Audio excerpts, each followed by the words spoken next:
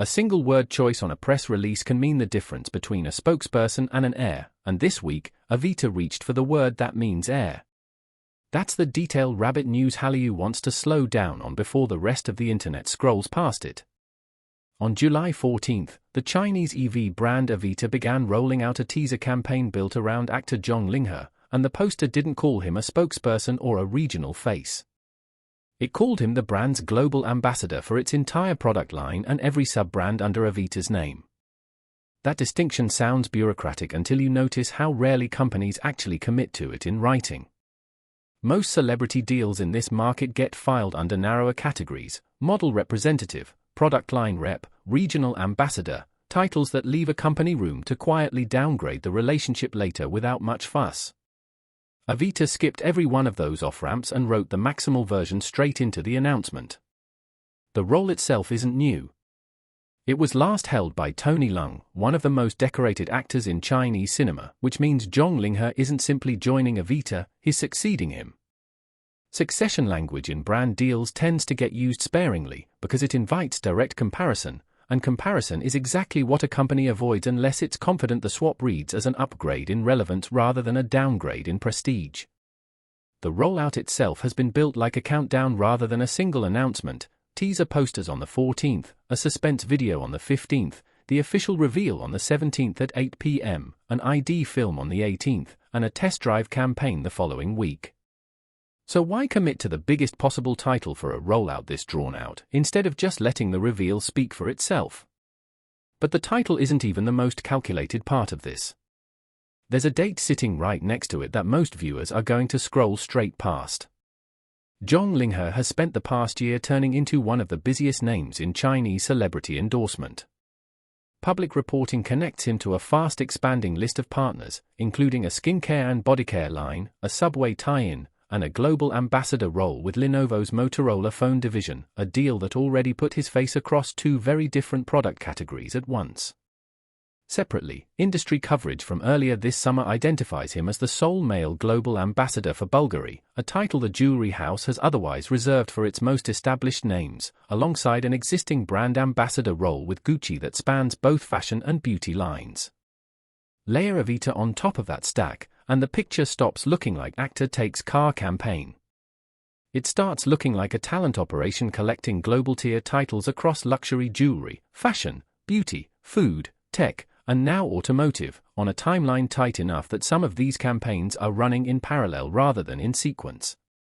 That parallel timing is the first angle worth sitting with.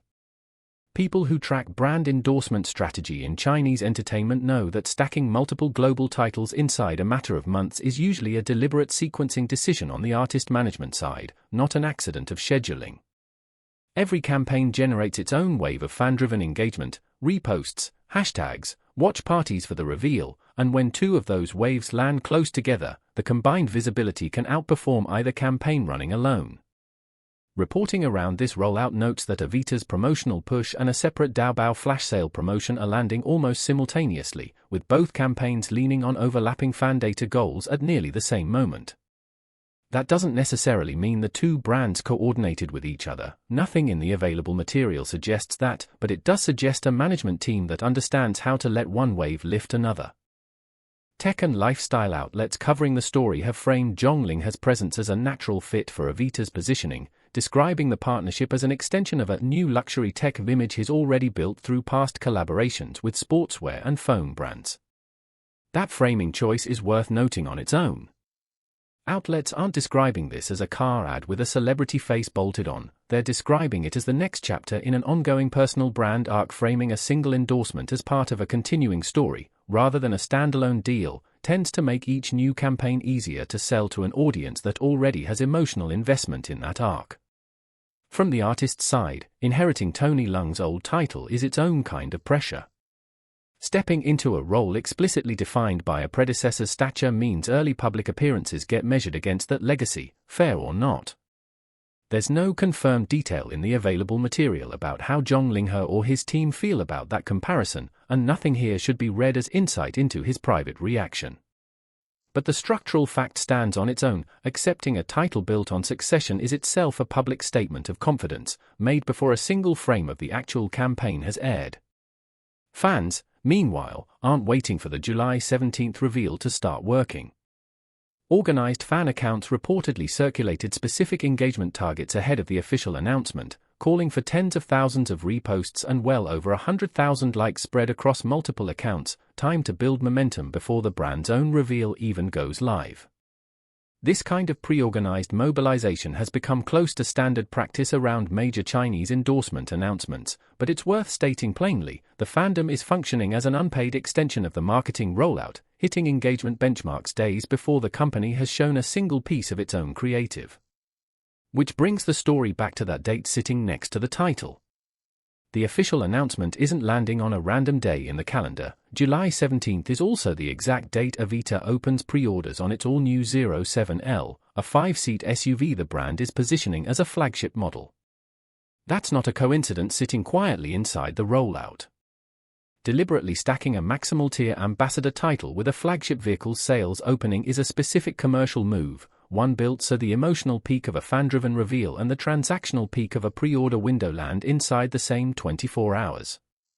Put the three pieces together, title language that leaves no ambiguity about status, a succession from an actor whose stature invites direct comparison, and a reveal date engineered to double as a sales trigger, and this stops looking like a routine celebrity endorsement. It reads more like a company using every available lever of a single hire to compress brand prestige and purchase intent into one moment. That compression is worth watching beyond this single campaign. Automakers courting entertainment talent isn't new, but the willingness to hand over unambiguous, maximal-tier titles, language historically reserved for luxury fashion and jewelry houses, suggests car brands are increasingly competing for star power using the same vocabulary as high fashion, not just the same faces. Zhang Linghe's own Bulgari title is a useful reference point here. It was reportedly granted without the usual probationary period brands often build into new celebrity relationships, a fast track some industry observers have specifically flagged as unusual.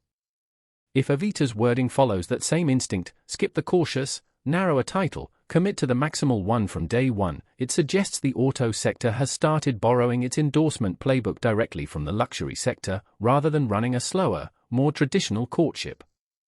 That's a shift worth tracking across the rest of this year's automotive campaigns, not just this one. None of this confirms any private negotiation, any internal strategy memo, or any motive beyond what's visible in the public rollout itself. What is visible is a title chosen with unusual precision, a date chosen with unusual precision, and a fanbase already primed to respond before the reveal has even happened. Whether that's a coincidence of overlapping calendars or a deliberately engineered convergence, the industry reading points toward the latter, and either way, it's a rollout worth watching past the poster. Watch what happens on the 25th, too.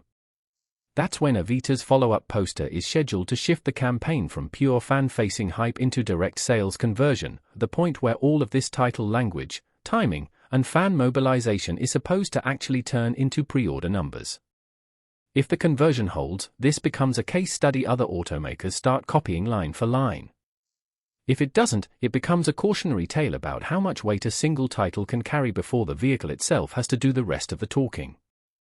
If you're the kind of viewer who reads the fine print on a press release before the headline, that's exactly the kind of story Rabbit News Hallyu is built to find. Subscribe if you want the analysis, not just the announcement.